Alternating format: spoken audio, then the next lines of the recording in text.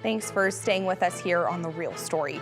We're talking about Connecticut's prison system and the criminal justice activists who are still fighting for better conditions and initiatives to break these cycles. One has even been around for more than a century. Community Partners in Action just celebrated its 150th birthday this week. In March 1875, here in the capital city, a group of powerful men, including Mark Twain, got together and started the work of post-prison rehabilitation centers and protested the inhumane conditions in the state prison. The nonprofit agency still offers wraparound services with reentry centers, in-prison programs, and family supports. Many of the injustices and issues Mark Twain and others highlighted 150 years ago are still the same things they're working against now, but with new challenges. We need to take care of each other as a community. And people, when they go away to prison, they're coming home. So don't we want them to come back to our communities and be successful? There's over 500 collateral consequences that face people coming home from prison. Everything including like being unable to get life insurance, being unable to find an apartment because no one will rent to you based on your criminal record. There's so many doors that continue to close for our participants. And so we are here to help open those doors, keep them open. Our reentry welcome centers in Hartford and in Waterbury are at risk of seeing significant funding losses due to the ARPA cliff that we're facing, due to the possibility of the president issuing that executive order again. And what that might mean in terms of our staff and our participants. There could be a significant reduction in services. And what I mean by that is right now, anyone that comes through our doors at those centers is going to be helped, no matter what they need. If we have to scale back our services, we won't be able to help everybody. And unfortunately, there will be people that will have to be turned away. Again, these programs, problems, and protests have continued, and the prison system has seen progress but is still riddled with injustice. Right now, many Connecticut advocates are focusing on transparency, especially in the case of J. Allen Jones, who died behind bars 7 years ago. He was killed during a strip search. A video of the moments leading up to his death have remained sealed, but the ACLU is backing up activists and family, asking the courts to release the video and make it public. We do want to warn you, some of the details and images ahead are sensitive and could be upsetting. J. Allen Jones, a 31-year-old black man, died in custody March of 2018 at the Garner Correctional Institution in Newtown. Jones was sentenced to 10 years there for first-degree armed robbery, something his family claims he did out of desperation. Jones was living on the street after suffering his first schizophrenic break. He didn't know his diagnosis. Jail ended up being his first opportunity for mental health care. But when Jones stopped taking his medication while behind bars, his social worker says she signed off on a transfer to behavioral observation. During that move, multiple corrections officers were required to perform a strip search. A 50-minute video of that deadly attempt recorded on a handheld camera has been sealed since. Through court filings, we do have access to screen grab images and officer reports. Those assisting say Jones showed signs of a mental health episode as soon as the search started. Officers kneed Jones until he was down on the bed and put a spit mask on him. When Jones resisted the restraint, officers sprayed mace, soaking the mask. According to a minute-by-minute security detail of the sealed video, Jones was crying out and could be heard struggling to breathe. Several corrections officers involved claim they thought he was, quote, faking it. They also say they weren't told Jones was schizophrenic, asthmatic, or that he had a cardiovascular disease. The internal investigation years ago did clear the corrections staff involved of any excessive force, but the report also found officers waited too long to perform life-saving measures, 7 minutes and 16 seconds after Jones stopped moving. The DOC named these moments on your screen as the most upsetting points and argue they're reason enough to withhold this recording from being released. We reached out to the state attorney general's office about the video and the upcoming wrongful death trial. They told us they don't comment on pending litigation.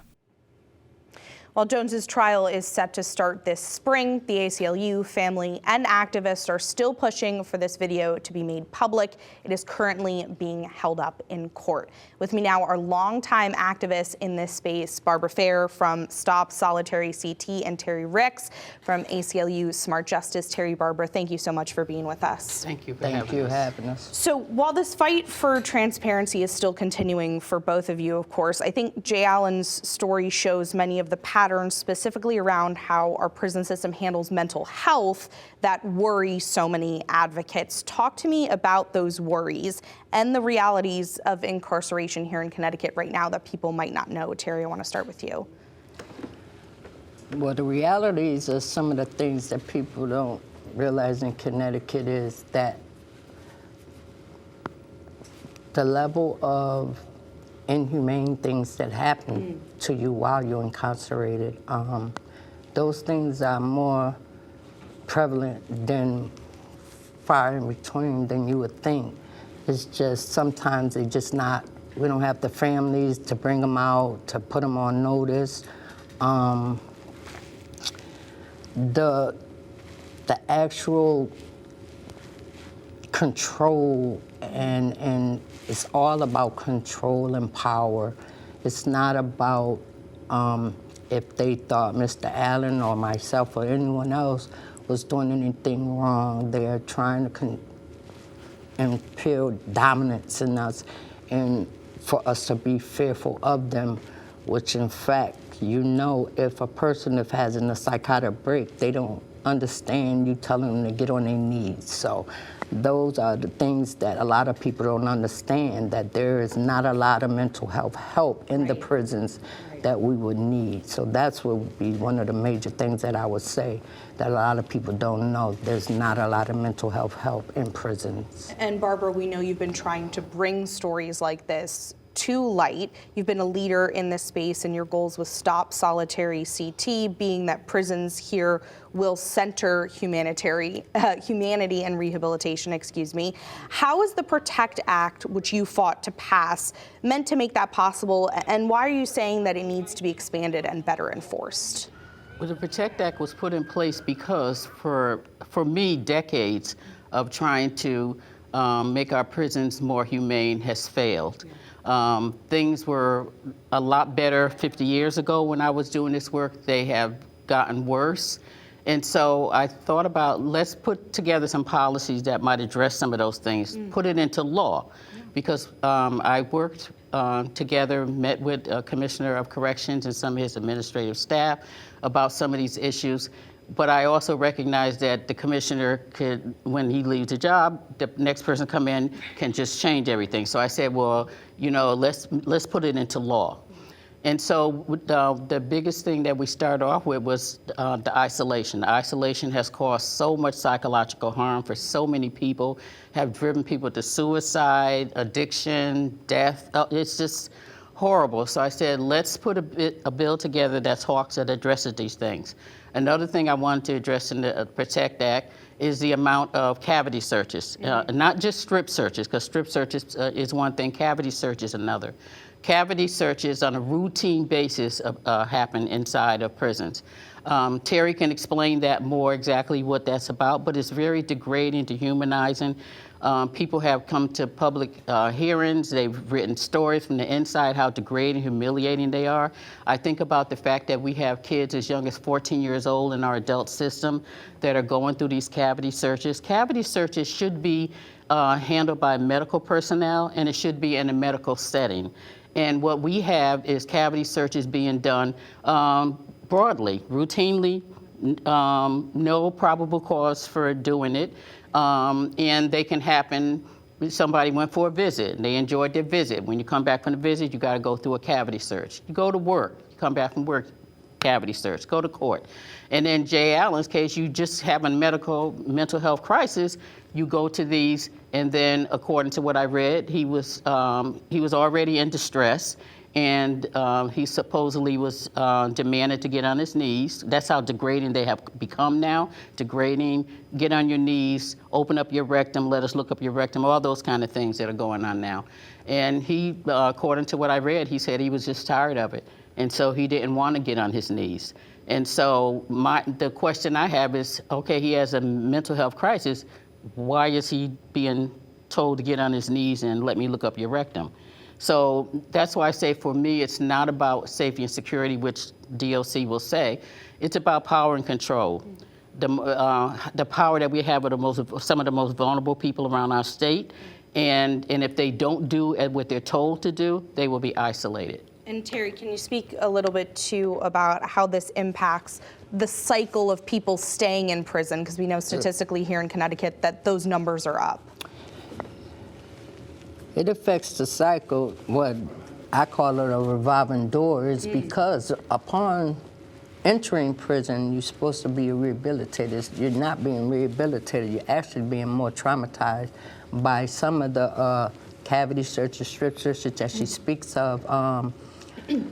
I still have, and I've been out since 2005, and that's been 20 years, and I still have a hard time dealing with me having to stop going to visits because I was being violated on my way to and from visits where there was no need for a search of me because you got me from my bunk and you brought me to the visit, so when did I have a chance? So when she said that the cavity checks are unnecessary and about power, it is. It really is. Some are necessary, but very, like she said, it needs to be done with a medical person, somebody that can deal with the mental health aspect of the client to know when they're being defiant, they're just not being defiant because they want to be defiant. They are having a mental health crisis. And so those are the things that we're fighting for. But to be honest, I think strip searching really should be very carefully looked into because it's very degrading to human. And when you come home, you don't know how to tell nobody that you've been violated, and you angry. And then you end up back in prison because you still, now you're a hamster on the hamster wheel. Right. And we know this legislative session, and with, a budget session at that, the Capitol lawn and the lobby are filled with activists right now from lots of different groups.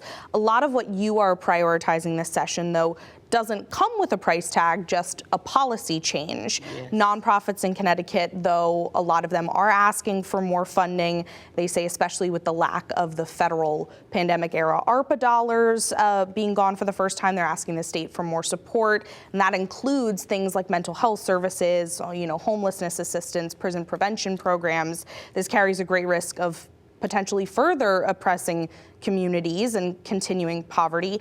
What's your message right now when it comes to these, massive budget conversations? What do you want state lawmakers to keep in mind when you're asking for that policy change? Barbara, I'll start with you.